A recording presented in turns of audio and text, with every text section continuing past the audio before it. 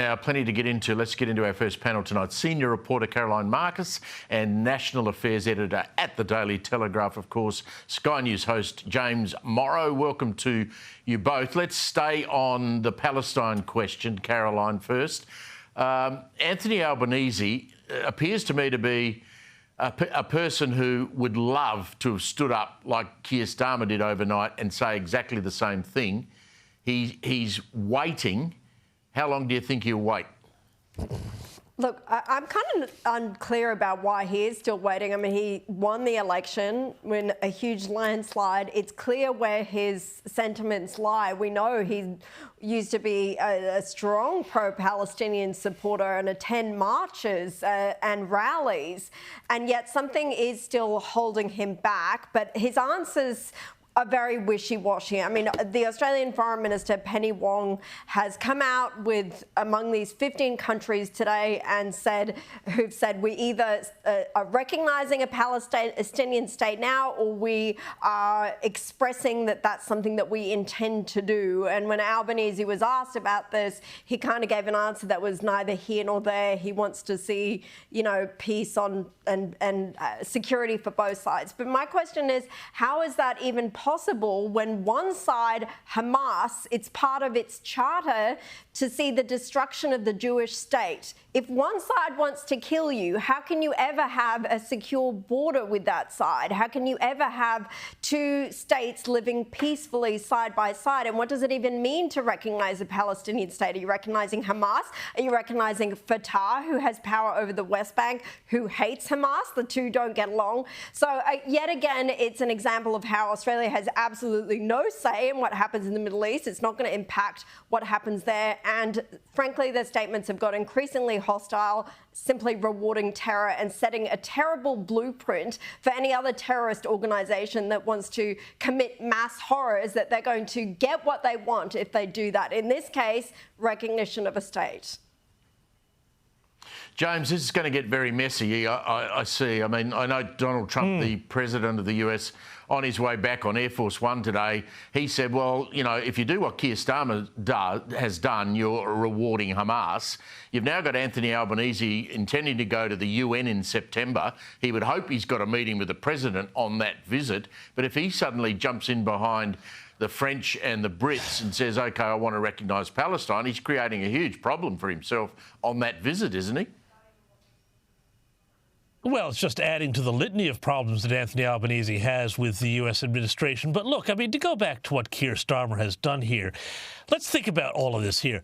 Keir Starmer has basically threatened Israel, all right? If you look at what Keir Starmer said, he said, if you do not have a ceasefire, if you do not agree to a ceasefire, no matter what Hamas says on their side, then we will recognize a Palestinian state.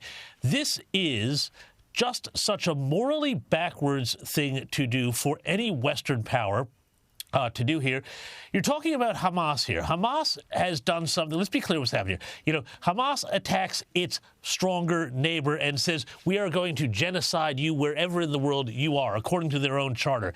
Then Hamas suffers retaliation, which in the scope of history, you know, historically, people who do the sorts of things that Hamas did to Israel come off a lot worse than Hamas has come off, you know, in the last 18 months, 2 years here. And now we say, oh, well, you're the real victims here, so we're going to give you a state? Is this what the West is really all about here? If Anthony Albanese falls into this trap, and I have no doubt he wants to, because remember, for Labour, all foreign policy is about domestic politics. So if he sees a domestic political advantage in it, he will go and do that. And he won't even think about the consequences.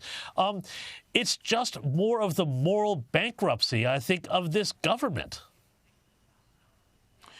Caroline, let's have a listen to what PM Albanese said today, because he has ramped up slightly his rhetoric. Here he is. The world looks at what is happening in Gaza and expresses that it is unjustified. We stand by the comments that are made. Anyone who looks at that is producing a response from the world as well. Pretty wishy-washy, really. I mean, he's hardly giving us the energy of a leader, is he? But it's standard, classic Albanese, especially on this issue, Pricey. And I mean, what really gets my goat is that, yes, we are seeing absolutely horrific images of the destruction of war, but there needs to be moral clarity about why that is. It was Hamas who started the war with a horrific attack on Israeli civilians on October 7. And it's Hamas who has refused various ceasefire agreements, including one that was agreed to by Israel recently and helped put together by the United States. It could end this war today if it handed back the 50 remaining hostages, many of whom are dead now, and put down its arms, but it refuses to do so. We've also seen so much misleading reporting over the last 2 years, including these recent reports of widespread famine and starvation of children. And I'm not saying there aren't starving people in Gaza, and that's horrible, but this photograph that was published on the front of the New York Times, where the newspaper has had to come out today and clarify that this picture of a skeletal child that it used as the poster child for this so-called famine was actually suffering from other diseases. He had a cerebral palsy and another suspected genetic disease that was causing him to be so malnourished looking, whereas his mother and his older brother were fine. It's just one example of the kind of willingness to swallow the Hamas propaganda that we've seen from the world's media. Yes, at least some in the media are now starting to run a critical eye over this Hamas propaganda, which just is out of control. James, my day always starts really well. It puts a smile on my face when Chris Bowen's day starts badly. I note today that Rystad Energies pointed out that the government is going to miss its 82% energy target by, quote, a big margin. Much of this comes down to the fact, James, that the construction of these new wind farms basically came to a halt in the first half of this year. I mean, we had the protests up around Newcastle, we had the protests on the south coast. Basically, offshore wind is dead in this country. It's all going to be, put on valuable farmland in the bush. But Bowen just continues to actually, pretend there's nothing wrong.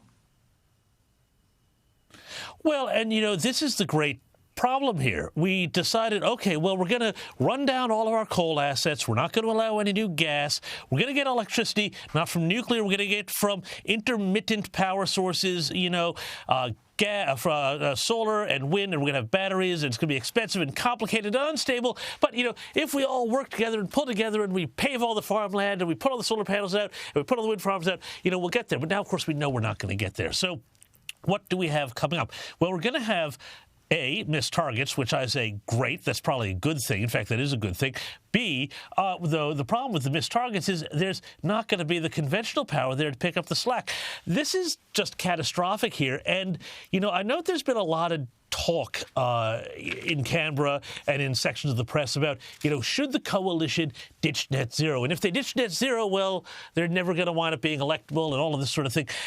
I disagree fundamentally with this idea, because what we are seeing, that report that you flagged and where we are in terms of the gap between the electrons we're going to need and the electrons we can provide into the system and deliver, that is going to cause all sorts of crises, blackouts, more power bill crises, all caused by the net zero commitment. The longer we keep that going, the more people are going to be furious about it. So today, people in the cities might say, oh, we love our net zero, we love climate change, we love all of this, we love all of that, and we're going to vote for it. And we would never vote for those troglodytes of the Nationals who want to get rid of net zero. But give it a couple of years here. Give us a couple of years, Pricey, of crisis, of high power bills, of blackouts like we had in Spain the other week. I guarantee you that just as happened in the United States, just as happening in places around Europe and all over the world that went down the folly of net zero, this road here, that we are going to see more and more Australians say, that was a great idea, but too bad it doesn't work. I would like my lights on and my economy working, please. Well, that's what we need to do some polling on. I mean, Caroline, look, net zero is a target. I mean, it's not something you have to get to. It's something that you might like to get to. All the opposition has to do is say, well, it's unachievable. we'll rethink our mix on energy. Obviously, nuclear got, rejected by a large part of the electorate in the election, but we can revisit it in a different form. We should perhaps be putting more investment back into, new coal-fired power stations. But they don't have to. They should not be scared of saying net zero is a target. We wouldn't mind getting there. We probably won't. And this is what is our alternative. They've got to be strong on this. If they just say, OK, we're going to stick with net zero, they're going to be in opposition for at least 2 terms, maybe 3. Well, where is the real difference between the parties if they do that? But I feel like the Liberals have been running scared on this issue, and so many others, they were really afraid to mount a very strong nuclear debate, and that's why it didn't pass, the test for voters. But, if they were strong and they made a point of difference with the Labor Party on this, and they actually listened to what people are saying, especially people in regional areas who are most affected by this, then I think they have a much better chance of coming in maybe in the next couple of terms, but they have to be fearless about it. Absolutely. James, Caroline, appreciate your time. Thank you very much.